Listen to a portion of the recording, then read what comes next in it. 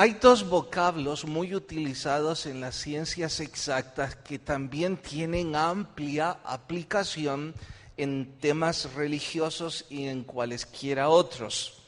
Es importante entenderlos para nuestro estudio de hoy, primero porque debemos definirlo y segundo porque algunos suelen utilizar ambos términos como si fueran lo mismo, cuando en realidad tienen significados abismalmente distintos.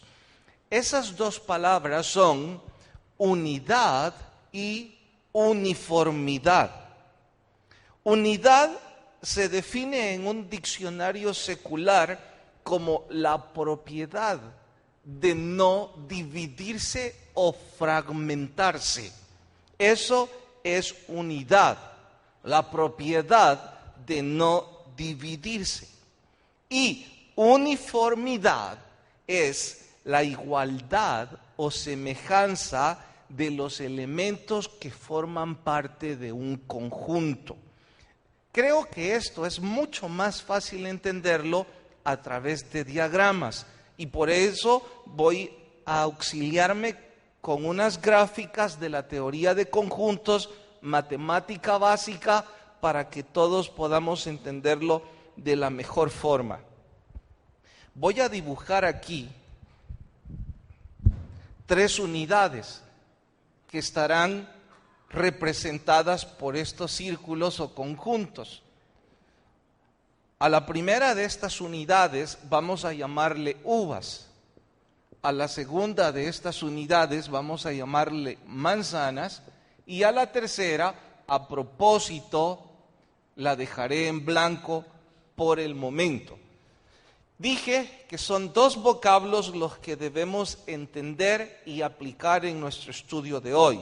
El primero de ellos es unidad. ¿Qué describe el diccionario como unidad? Simple.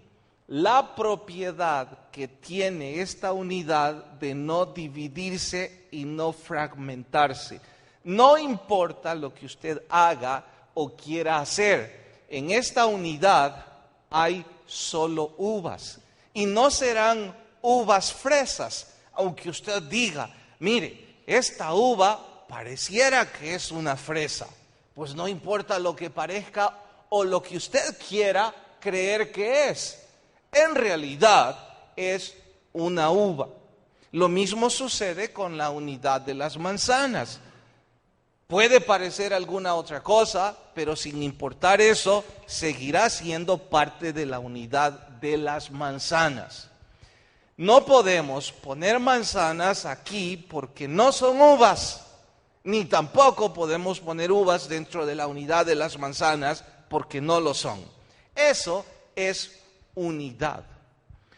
Uniformidad, el diccionario lo describe como la igualdad o semejanza de los elementos que forman parte de un conjunto. Significa que dentro de esta unidad de uvas pueden haber algunas uvas que sean grandes, ricas y jugosas, y otras son pequeñas, amargas, bastante grotescas.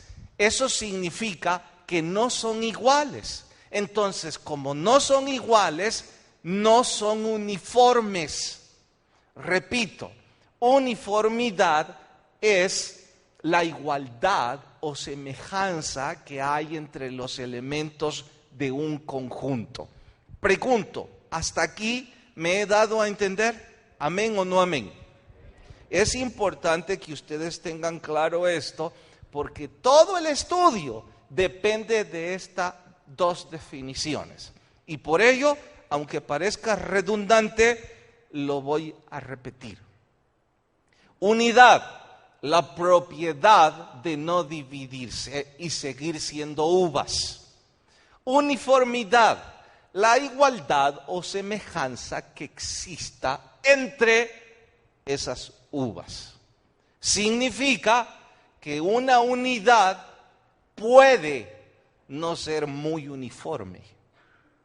Y que en este racimo de uvas, que son parte de esa unidad, haya uvas que son pequeñas, unas que son muy grandes, unas que son amargas, unas que son muy dulces. No son uniformes, pero igual forman parte de esa unidad. Bien, ¿qué tiene que ver esto con nuestro estudio o la aplicación bíblica? Muchísimo, porque el pasaje que hoy vamos a estudiar es lo que los historiadores llaman una de las oraciones más hermosas en toda la Biblia. Y creo que entre otras razones la llaman así porque es la oración de un hijo hacia su padre. Y con mayor razón esta oración es del Dios Hijo al Dios Padre. Encontramos en los evangelios en repetidas veces a nuestro Señor Jesucristo orando, pero no encontramos en repetidas veces la oración. En este pasaje la encontramos. Y uno de los detalles que más llama la atención es la pasión que el Hijo tiene por los discípulos y por los discípulos de los discípulos. Jesús le pide al Padre que aunque Él se marche, la unidad entre los discípulos se mantenga. Así es que ahora voy a nombrar la tercera unidad, que sería la unidad de los cristianos, que también puedo llamarle a esta unidad la Iglesia de Cristo. También puedo llamarle en ese preciso momento, nada más en la oración de Jesús, los discípulos. Pues bien, Jesús le dice al Dios Padre que por favor, cuando Él se marche, el Espíritu Santo mantenga esta unidad. Unidad que Él ha mantenido y protegido en su estancia con los discípulos. Dice que además de ello, los discípulos de estos discípulos, y entre ellos cabemos nosotros, también mantengamos esa unidad. En honor a ello es que nuestro sermón de hoy se titula Unidad en Cristo. Vayan en sus Biblias hasta Juan capítulo 17. Nuestro sermón de hoy, Unidad en Cristo. Evangelio de Juan capítulo 17, vamos hasta el verso 18. ¿Listas sus Biblias? Dice el capítulo 17, verso 18, Evangelio de Juan. Como tú me enviaste al mundo, así yo los he enviado al mundo. ¿A quiénes ha enviado? A los discípulos. Y por ellos yo me santifico a mí mismo para que también ellos sean santificados en la verdad. Mas no ruego solamente por estos, sino también por los que han de creer en mí por la palabra de ellos. Ahí nos ubicamos nosotros. Para que todos sean uno. Note que no dice para que sean iguales, o para que sean semejantes, o para que sean uniformes. Dice para que todos sean uno, como tú, oh Padre, en mí y yo en ti, que también ellos sean uno en nosotros, para que el mundo crea que tú me enviaste. ¿Por qué era necesaria esa unidad? Para que el mundo crea que tú me enviaste. Verso 22. La gloria que me diste, yo les he dado, para que sean uno, así como nosotros somos uno. Yo en ellos y tú en mí, para que sean perfectos en unidad, no en uniformidad. Para que el mundo conozca, una vez más dice que tú me enviaste, que los has amado a ellos, como también a mí me has amado. Hasta ahí leemos y oramos. Señor, por favor, sé de bendición al estudio de tu palabra y que cada uno de nosotros pueda crecer en el conocimiento de ella. En tu nombre lo rogamos. Amén. Ahora que hemos entendido La diferencia entre unidad y uniformidad, además de que lo hemos definido, podemos también entender la unidad de Cristo. Pero debemos preguntarnos cuáles son las propiedades que nos hacen parte de esa unidad. Porque ahora mismo yo me pregunto, ¿qué es lo que convierte a las uvas en uvas? Ayúdenme ustedes y sugieran. ¿Qué convierte a las uvas en uvas?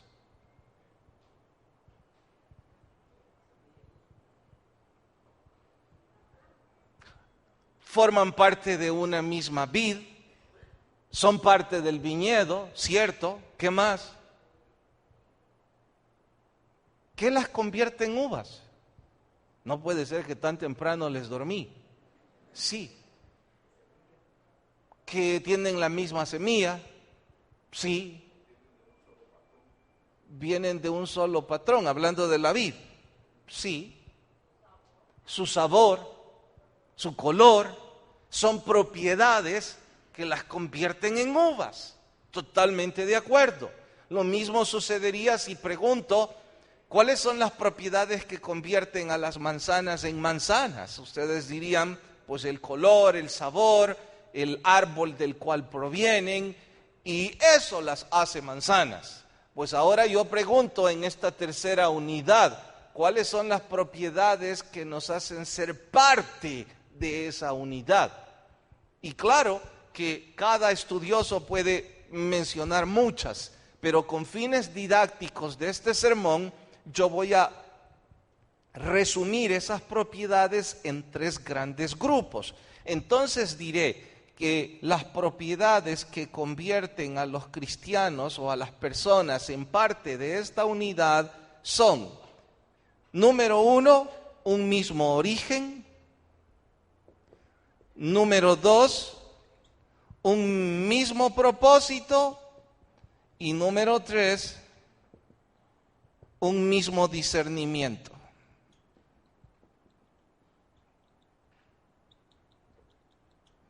Estas 3 propiedades nos convierten en parte de esa unidad. Ahora voy a desglosar cada una de las propiedades y verá cuánto sentido esto tiene. Hablemos de un mismo origen. Siempre poniendo el parangón, ¿cuál es el origen de las uvas? La vid.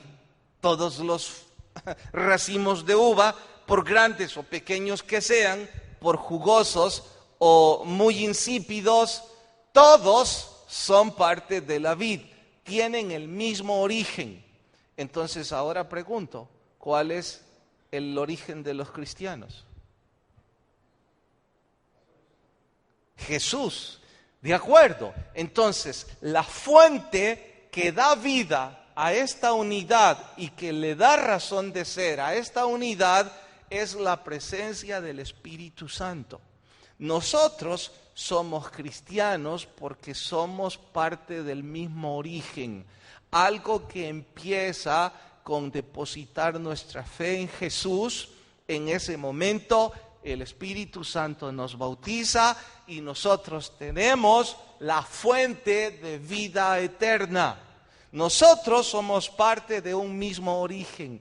No importa si somos bautistas, si somos pentecostales, si somos Capilla Calvario o llámese como a usted se le antoje llamarse. Tenemos un mismo origen y ese origen es la presencia del Espíritu Santo en nosotros.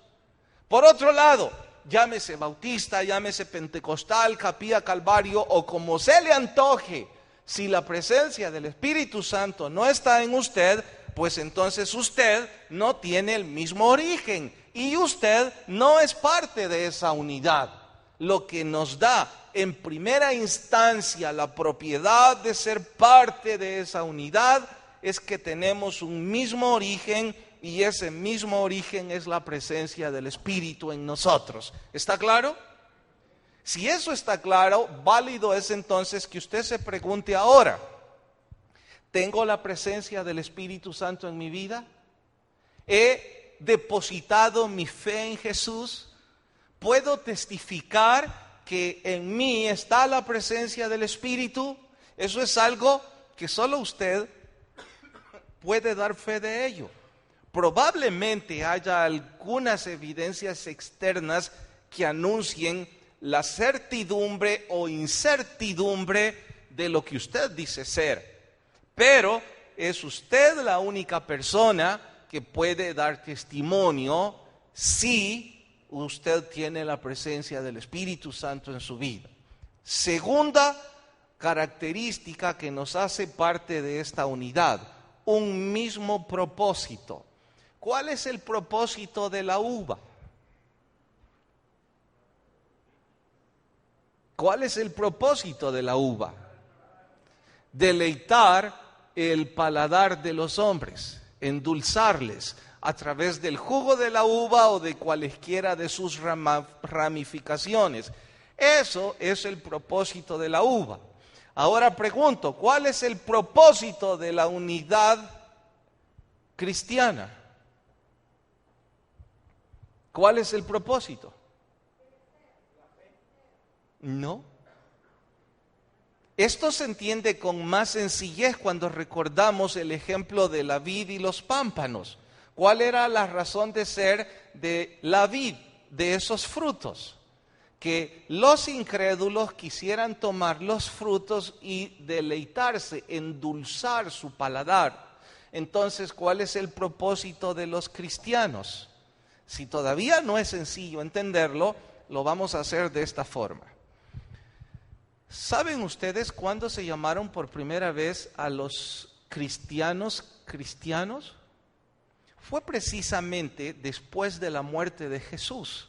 Y no se les llamó cristianos, se les llamó cristianitos, en una forma de despecho, una forma discriminante. Esos Cristos chiquititos. La pregunta es, ¿por qué se les llamaba cristianitos? ¿Por qué? Ayúdenme, Teodoro. Porque estaban siguiendo a Cristo. Por eso son Cristos chiquitos, porque están siguiendo a Cristo. ¿Y cuál fue el propósito de Cristo aquí en la tierra? No. ¿Cuál fue el propósito de Cristo? Salvar a la humanidad. ¿Cómo? A través del servicio. Él dijo, yo no he venido a que me sirvan, sino a servir a los hombres. Mi vida doy en sacrificio y en servicio para la humanidad. Pues bien, ¿cuál fue el propósito de Cristo? Servir a la humanidad a través del sacrificio vicario. Si nosotros somos Cristos chiquitos, porque estamos siguiendo las pisadas de Cristo, entonces, ¿cuál es el mismo propósito nuestro? Exactamente lo mismo, servir al prójimo en dos grandes áreas, en la evangelización y la edificación. En honor a ello, ahora yo puedo decir, todos aquellos de ustedes que se llamen cristianos a sí mismos y con sus vidas están honrando el propósito de edificar y de evangelizar a otros, en buena hora, son parte de la unidad. No es necesario ampliar más el asunto, como también es fácil decir que todos aquellos de ustedes que se llaman cristianos, o llámense como quieran llamarse, pero sus vidas no honran el propósito de edificación y de evangelismo a otros, ustedes no son parte de la unidad. Llámense cristianos si así lo desean, pero no lo son. Porque sus vidas tienen cualquier otro propósito, pero no el propósito de un cristiano. Y aún con más esfuerzo y más especificación digo, aquellos de ustedes que se llaman cristianos en este mismo recinto, pero sus vidas no están sirviendo en un ministerio sistemático de edificación o de evangelismo. ¿De dónde han sacado que pueden autonombrarse cristianos? El propósito de sus vidas es distinto al de un cristiano. Y yo no estoy diciendo que esté mal que el propósito de su vida sea trabajar o deleitarse del fruto de su trabajo, pasear con su familia y venir el domingo a escuchar un estudio sobre religión. Se le aplaude. Claro que usted es una persona muy buena humanísticamente hablando. Usted es una persona de esta sociedad de la que me gustaría ser su amigo, porque me consideraría protegido por sus principios morales, por sus principios humanistas. Pero usted no es parte de esta unidad, entiéndalo. Si usted quiere autoengañarse y sumar todos esos sermones que llevan como propósito proselitismo religioso para que den dinero en sus arcas, pues llámese cristiano, llámese parte de esta iglesia, llámese como le venga en gana, pero el propósito de su vida no es el propósito de esta unidad. El propósito de esa unidad era que sirvieran para que otros conocieran de Jesús. ¿Acaso no fue eso lo que el Hijo le estaba pidiendo al Padre? Que estos, sus discípulos, se mantengan unidos para que los demás, los incrédulos, crean en mi palabra y que los otros que creen también se mantengan unidos para que también cumplan el propósito. Entonces, usted es parte de esta unidad, sí y solo sí, si usted tiene el mismo origen y usted tiene el mismo propósito. Si su propósito de vida es distinto, en buena hora, pero no es parte de esa unidad. Tercero, el mismo discernimiento. Nosotros podemos tener diferencias en cuanto a liturgia, porque Cristo no pidió por uniformidad, no dijo que sean iguales, dijo que fueran uno en Cristo, no que fueran exactamente lo mismo, que fueran idénticos en cada cosa que hacían o en la forma que pensaban. Dentro de las uvas, ya dije, habrá unas grandes, unas pequeñas, pero uvas al fin. En cuanto al discernimiento, las diferencias que tengamos respecto a liturgia no agrandan nuestra forma de interpretar las doctrinas básicas del Evangelio. Usted puede ser muy conservador en la liturgia o todo lo opuesto, pero tendrá que estar de acuerdo conmigo que Jesucristo es Dios y que Él resucitó al tercer día y que aquellos que pongan su fe en Él serán salvos. Usted tendrá que estar de acuerdo conmigo con el Espíritu Santo, usted tendrá que estar de acuerdo conmigo con lo que representa el bautismo, todas esas cosas básicas, no importa si es bautista, pentecostal o como le dé la gana llamarse, esas doctrinas básicas usted las interpreta exactamente igual que yo. Aunque en liturgia tengamos diferencias y a veces estas diferencias hasta parezcan abismales. Pero en discernimiento es igual. Y lo mismo sucede con los asuntos prácticos de la vida diaria. Sin importar si usted es una persona muy seria o una persona muy extrovertida, le llamamos pecado al pecado. Y cierto que por los errores de nosotros los líderes, sobre todo cuando estamos enredados en algún pecado, intentamos llamarle a lo que es de color negro, color gris, para tratar de mitigar un poco la gravedad. Pero al final de cuentas, color oscuro. Y el pecado sigue siendo pecado. Y eso ratifica que somos parte de esa misma unidad. Entonces, Ahora usted necesita, o yo necesito saber, ¿qué es lo que el Dios Hijo estaba pidiéndole al Padre? ¿Que formara esta unidad? No, señores. Esa unidad ya existía. ¿Cuándo existió? Jesús es el origen de esta unidad. Él ya tenía a los discípulos, que es lo mismo que cristianos, en esa unidad. Jesús le dijo al Dios Padre que ahora que yo me voy, el Dios Hijo mantenga esta unidad, mantenga a los discípulos en ese mismo origen, en ese mismo propósito, en ese mismo discernimiento, de modo que los incrédulos pongan sus ojos en Cristo. Eso es lo que Jesús oró. La pregunta ahora sería, entendemos que Jesús amaba a los discípulos, estaba por irse, los discípulos estaban angustiados. A punto de Jesús, la última oración casi es esta. ¿Por qué pide por eso? Porque eso era muy importante, porque hay dos grandes enfermedades a las que yo voy a llamar virus ahora, que son capaces de hacer mucho daño a esta unidad.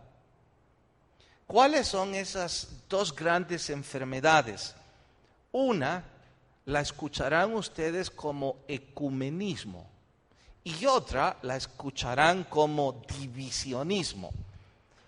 Vamos a borrar las otras unidades que nos sirvieron nada más como ilustración y vamos a poner nuestras mentes en la unidad de Cristo, o lo mismo que decir la iglesia de Cristo. Y vamos ahora a señalar que hay dos males a los que debemos tener cuidado, que por cierto, uno de esos males es externo, es ecumenismo, y llega desde afuera para intentar dañar esta unidad. Y el otro mal es interno y se llama divisionismo. Jesús estaba pidiendo para que estas dos enfermedades no corrompieran la unidad de la iglesia. Ahora, ¿qué es ecumenismo? Si usted, y sé que muchos de ustedes estudian la Biblia con seriedad y por ello lo aplaudo, buscarán en un diccionario la definición de ecumenismo y sé que se van a sorprender cuando el diccionario secular describa el ecumenismo casi como una virtud que el mundo aplaude. Y, entre otras, una de las definiciones que más aparece en los diccionarios es el esfuerzo humano que intenta unir a las religiones en una sola. Lo pinta como una virtud y dice esfuerzo humano por unir a todas las religiones en una sola. Eso es ecumenismo. Y lejos de ser una virtud, ustedes deben saber que el ecumenismo es una filosofía que ha sido engendrada en el mismo infierno. Jesús jamás dijo que debíamos seguir el ecumenismo. Al contrario, su palabra enseña que cuando esta filosofía empiece a tomar forma, entonces la venida del Señor está más cerca que nunca. Ahora, si usted dice, pero ¿y qué de malo tiene? Aún peor, si usted es una persona amante del humanismo, si usted es una persona amante de la tolerancia, y en ambos términos yo diría que no son del todo negativos, en realidad es muy bueno ser humanista, eso es ir en favor de la humanidad misma, y por supuesto que es muy bueno ser tolerante, porque eso nos permitirá vivir en cierta paz. Pues el ecumenismo intenta que la tolerancia e intenta que términos como estos unan a todas las religiones en una sola. Muchos, a través de la historia de la humanidad, han tenido un sueño que yo llamo pesadilla, y una pesadilla que está en el infierno. ¿Y cuál es esa pesadilla? Pues que de pronto las iglesias se unan y estén dirigidas por pastores y luego obispos y luego una sola cabeza visible que gobierne a toda la iglesia. Eso es absurdo, jamás Jesús enseñó eso. Si Cristo hubiera querido dar ecumenismo, le habría dicho al apóstol Pedro: usted es el jefe de estos 10 y usted les va a dirigir cómo deben hacer su trabajo por todo el mundo. Jamás Jesús hizo eso. La única cabeza visible o invisible en la unidad de Cristo es Cristo. Punto.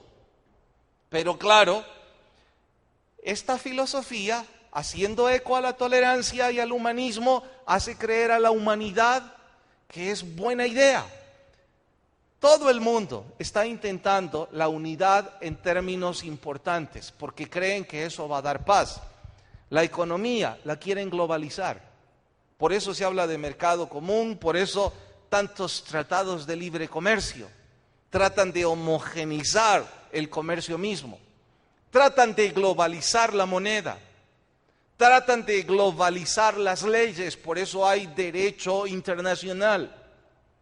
Intentan globalizar todo y están intentando globalizar la religión. Y que sea una sola, que olviden sus diferencias, que sean tolerantes y busquen puntos en común. Señores, ¿qué tengo yo en común con otra unidad que no creen que Jesús es Dios? Yo no tengo nada en común con ellos. No tienen mi origen. No tengo nada en común con esta otra unidad que tiene un origen distinto, un propósito distinto y un discernimiento distinto. ¿Por qué yo voy a ser parte de esa unidad? Es absurdo. Eso no significa que yo tengo que discriminarles, les tengo que rechazar, tengo que hablar mal de ellos, que se van a convertir en mis adversarios intelectuales. Todo eso también es basura que se engendra en el infierno. Mi Biblia dice que esta unidad debe amar a aquellos que todavía no han puesto sus ojos en Cristo, no discriminarlos. Que ellos no piensen como yo, que ellos no tengan mi fe, no les hace extraterrestres. Y Jesús vino por todos los que quisieran poner su fe en Él. Y Jesús está hablando de la unidad con un solo propósito: que los incrédulos pongan su atención en Cristo. ¿Cuál es el problema? El infierno ha ideado la pesadilla del ecumenismo, de modo que muchos ahora piensan en tolerancia religiosa y no en Jesucristo. Y su atención ya no está puesta en Cristo, está puesta en cualesquiera otras razones. Y esas cualesquiera otras razones dan también propósitos distintos. Ellos no tienen el propósito de edificar y evangelizar a los demás. Igual que los que dije hace un momento, que aunque estén en esta iglesia no tienen el propósito de servir a Dios. Ustedes no son malas personas. Y probablemente, humanamente hablando, sean mejores que los que deberíamos dar buen testimonio. Pero el hecho de que tengan una familia estable, el hecho de que tengan un buen empleo, el hecho de que sean personas que no le hacen daño a nadie, eso no les hace parte de la unidad en Cristo. Y les guste o no oírlo, van al infierno por la eternidad. Tan simple como eso. Yo tengo el privilegio de decírselo no para incomodarle, sino para que usted vuelva sus ojos a Jesús. El ecumenismo le dirá todo lo contrario. Le dirá que usted no tiene por qué pensar en un Dios que va a castigar a alguien por la eternidad. Que si nosotros los humanos somos tolerantes, ¿cómo no va a ser Dios tolerante de su mortalidad? Y usted seguirá en el propósito que hoy vive. ¿Para qué vive? Trabajar, disfrutar de su trabajo, placeres familiares. Oiga, todo lo que usted hace respecto a la filosofía de Cristo es 1:30 el día domingo. Bajo el riesgo que el que habló aquí haya hablado sus propias ideas o haya hablado la doctrina de Dios. Usted puede llamarse como quiera, pero no es parte de esa unidad. Y debe hacerlo pronto.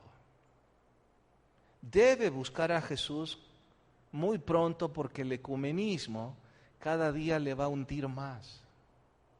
Y desviará su atención de Jesús. Surgirán radioemisoras, televisoras, periódicos, congregaciones. Cada día será más multitudinaria la idea de la tolerancia y de poner sus ojos en una religión, cualesquiera fueran, pero no poner sus ojos en Cristo. Y usted y yo, de no atender esto, corremos el riesgo de estar en ese camino. Les dije que habían dos grandes enfermedades. Una es el ecumenismo y es externo. Esto viene desde afuera. Pero hay otra que yo no sé si es peor en cuanto a daño, porque esto surge desde adentro y es el divisionismo. ¿De qué estoy hablando ahora? Jesús enseñó que los incrédulos debían poner sus ojos en Él a través de la unidad. ¿Unidad en qué? ¿En cómo son? No, podemos ser distintos. Pueden ser bautistas o pueden ser pentecostales. Pueden ser altos o pueden ser pequeños. Pero los incrédulos deben ver que tienen el mismo origen en Cristo, que el Espíritu Santo es su fuente de vida eterna, que el propósito de ellos, sin importar de qué manera lo hacen, es evangelizar y edificar, y que las cosas básicas las interpretan también de forma básica y en común acuerdo. Pues bien, dice, como una semilla que se engendra en el infierno, pues desbaraten eso. ¿Cómo? Desde adentro. Provoquen tan grande división en esa unidad que los incrédulos piensen que lo último que desean es ser como esa unidad. Y mire, que unidad es la propiedad de no dividirse. El que es cristiano y el que ha sido bautizado con el Espíritu Santo lo será por la eternidad. No es que el divisionismo divida la unidad de Cristo. El divisionismo lo que hace es desviar la atención de los incrédulos hacia el mundo y no dejar que se enfoquen en Jesús. ¿Por qué? Porque habemos algunos, no sé si con buena o con mala intención, que disfrutamos la pésima y terrible educación de hablar en contra de esta unidad. Y eso nos convierte en instrumentos del mal para el divisionismo.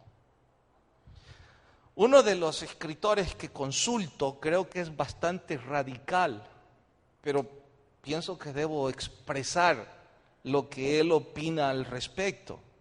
Él cree que los que son con conciencia parte del divisionismo niegan la fe y no son parte de la unidad, aun cuando estén dentro. Voy a repetir esto.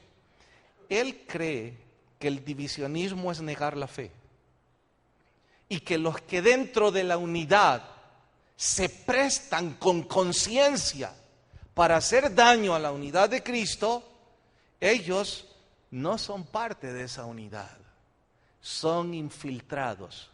Consciente o inconscientemente son instrumentos del mal.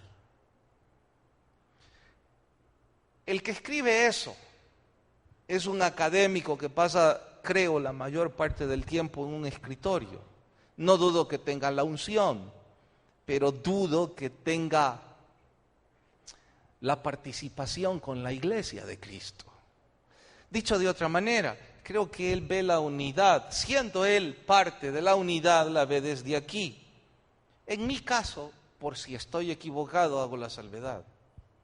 En mi caso, yo tengo que ver la unidad desde aquí adentro, no desde el escritorio, porque en mi trabajo de pastor, no sé si bien o mal, pero igual aprendo a sentir cariño y a veces hasta amor por las personas a las cuales tengo que instruir. Y cuando digo bien o mal, porque si usted quiere juzgarme y decirme, pues no se le nota, en buena hora no lo discuto. Pero le confieso que yo creo que él es muy radical al decirlo. Yo creo que dentro de la iglesia de Cristo, es decir, dentro de esta unidad, hay algunos que inconscientemente se prestan para ser instrumentos del mal. Y se prestan por poca educación que después de este estudio esperaría algo aprendamos. Y cuando me refiero a poca educación digo esto. Estoy enfadado con el líder y no hablo de los pastores. Si se trata de los pastores, arremetan con todo lo que ustedes gusten, porque nuestro testimonio está en vitrina y tienen el derecho de arremeter contra nosotros. Hablo de sus ministerios. Están molestos porque el líder hizo algo en contra de lo que cree o piensa, y quizá razón tiene y el líder está haciendo mal, o quizás no. Quizás una mentira con una verdad con 5 mentiras, ¿qué importa? Ya dije que dentro de la unidad hay algunas uvas que son amargas. Entonces a mí no me sorprendería que haya líderes que no estén dando el sabor que deberían dar. Entonces esa persona molesta, encaprichada, dije, falta de educación y otras cosas más, empieza a menoscabar ese ministerio. Empieza a decir, ¿por qué están aquí? Mire cómo actúa, mire lo que dice, es un dictador, o anda en este pecado, o anda en lo otro. Y empieza a influenciar a otros, a invitarlos, larguémonos, vámonos para el otro ministerio, o larguémonos de congregación. Hacen cada cosa. Y no se dan cuenta que son instrumentos del mal. Porque los que estamos aquí, al final de cuentas, uvas somos. El problema no es con los que estamos aquí, es con los que están afuera. Porque cuando los incrédulos ven todo ese divisionismo, lo último que querrán es ser parte de esa unidad. Y dirán, bien estamos aquí, porque esos están peor que nosotros. Y todo por producto de las personas que nos dejamos utilizar por el mal en el divisionismo. Y si alguien está a punto de decirme, ¿qué quiere, predicador? Que seamos tolerantes con el pecado y que si alguien está haciendo cosas horrendas no las condenemos o no. Ay, mire, regresemos a la ilustración básica. Nosotros somos parte de la vid verdadera. ¿Se acuerdan en el sermón del domingo anterior quién es el que cuida la vid? ¿Cómo se llama el que cuida la vid? Ocupen el texto. ¿Cómo se llama? Exacto, el labrador. Yo dije que el labrador era el jardinero divino. ¿Y qué era lo que hacía el jardinero divino con la vid? La podaba y la limpiaba, porque la vid es de él. Esta unidad no es de la Iglesia del Dios de Israel, no es del ministerio de capilla, no es del ministerio de cuna, no es de parqueo, no es de... Esta unidad es de Cristo. Y cuando alguien de esa unidad estamos dando un fruto amargo que contamina la vid, ¿usted piensa que el jardinero divino se va a quedar de brazos cruzados? Haga con mi vid lo que a usted le venga en gana. Por supuesto que el Señor pondrá en cada cosa en su sitio. Y por supuesto que hará justicia. Y por supuesto que aquellos a quienes se nos ha concedido más privilegio, como el caso de que todos ustedes me están viendo, también se me exigirá más y se me demandará más. Y que el jardinero dirá, te podés ocultar de los hombres, te podés ocultar de la sociedad y podés ser diestro en esto, pero no te vas a ocultar del jardinero divino. Entonces, si su intención era cuidar la vid y que por eso usted quería señalar el error, si usted no está conforme con lo que está sucediendo, simple y sencillamente, como parte de la unidad de Cristo, porque usted no es parte solo de ese ministerio, usted no es parte solo de esa iglesia, usted es parte de la unidad de Cristo. Entonces, como usted ya no está de acuerdo, solo tiene que hacerse a un lado y acercarse a una rama en donde usted siente que hay más limpieza. Pastor, ¿significa esto que entonces yo debo vivir de forma hipócrita? Si usted no ha entendido nada de lo que hemos hablado, entiendo que quiera decir hipócrita. Una persona hipócrita es aquella que no tiene el mismo propósito. Pero si usted tiene el mismo propósito de la unidad, usted sabe que por sobre su interés, por sobre su disgusto o gusto, está la causa de los incrédulos que aún no han recibido a Cristo. Entonces, con humilde sencillez, con abnegación personal, usted se hace a un lado para que sea Jesús el que limpie las ramas. Tan simple como eso. Por otro lado, les dije que esto no es uniformidad. Ecumenismo es uniformidad, en donde hay una cabeza visible gobernando a otras, aunque no tengan cabeza ninguno. En este caso, dentro de la unidad de Cristo, hay uvas que pueden ser muy extrovertidas, muy introvertidas, algunos muy ceremoniales, algunos muy liberales. Jesús no dijo sean exactamente iguales y no dijo tampoco que no iban a haber diferencias entre esas uvas.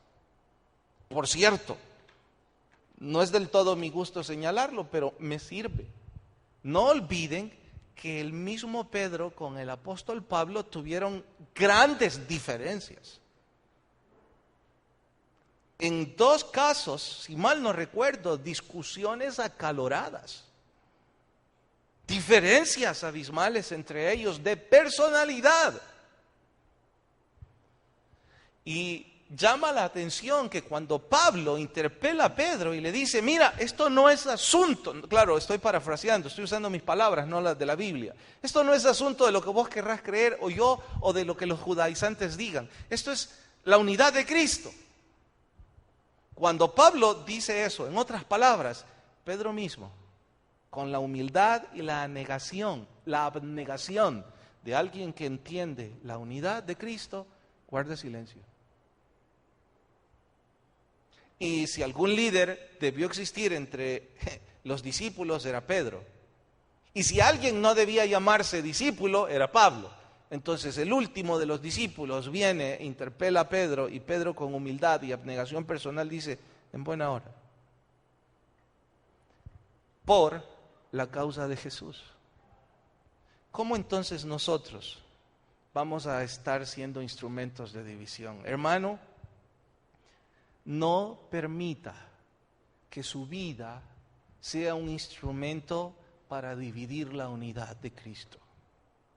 Si hay cosas que no comparte, hágase a un lado y deje que el jardinero supremo ponga las cosas en su sitio. En cuanto a el propósito de lo que debemos ser, imaginen esto, está en la ribera de un río o de un lago con agua en reposo, muy cristalina. Usted toma una pequeña piedrecita y la tira. ¿Qué va a suceder en el agua? Pequeños rizos y luego ondas expansivas sobre el agua que caminan. ¿Cierto? ¿Ya lo imaginó? Ahora, como si su mente fuera un ordenador automático, mande muchas piedritas a esa agua estancada, a esa agua en reposo. ¿Y qué sucederá con los rizos y esas ondas que se están expandiendo? Muchas piedras cayendo una tras otra. Y no de forma uniforme, en distintos lugares. ¿Qué va a suceder? ¿Qué? ¿Se van a? No van a chocar. ¿Qué va a suceder? Las ondas serán pero tan fuertes y tan fuertes que de pronto se convertirán en una ola gigantesca. Por cierto, un ensayo matemático en una de las películas muy famosas sobre el fin del mundo hicieron eso. Si detonaban muchas ojivas en el centro de la Tierra, harían que se activara una vez el núcleo de este planeta. No tiene nada de abstracto, es ciencia simple. Va a ir creciendo y va a ir creciendo la ola en una manera exagerada. Pues bien, eso es lo que Jesús dijo respecto a la unidad. Son 11 pequeñitas piedras que tiro al océano de este planeta. Lo que ellos hagan hará que más crean en Cristo, y esos que creen también serán pequeñas piedrecitas que irán cayendo, y la onda será tan gigantesca que alcanzará al planeta Tierra. Eso es la iglesia de Cristo, la que predica el Evangelio de Jesús, y por esa unidad es por la que Cristo oró antes de su crucifixión. Usted decide si ser parte de esa unidad y ser una piedrecita de bendición para otros. Oramos. Señor, gracias por tu palabra. Perdónenos nuestros errores, nuestros pecados, y que la gracia de su Espíritu nos utilice como una de esas piedrecitas para que otros sean evangelizados y edificados. Y si alguien está sin Jesús, Señor, ruego toque tan fuerte su palabra, su corazón, que puedan venir a Jesús. Mientras oran, sus rostros inclinados y sus ojos cerrados. No importa si usted ha venido 1 o 5 veces a la iglesia. Importa que usted y yo necesitamos a Jesús. Por lo que si esta mañana alguien dice, predicador, me gustaría recibir a Cristo, aunque fue un estudio para los ya salvos, el Señor pudo tocar su vida. Donde está, déjeme orar por usted. Levante su mano y la baja de inmediato. ¿Habrá alguien? ¿Alguien que con discreción pone su mano en alto y me deja orar con usted? ¿Alguien que quiere recibir a Cristo? Y mi segundo llamado es para los que ya somos parte de la unidad.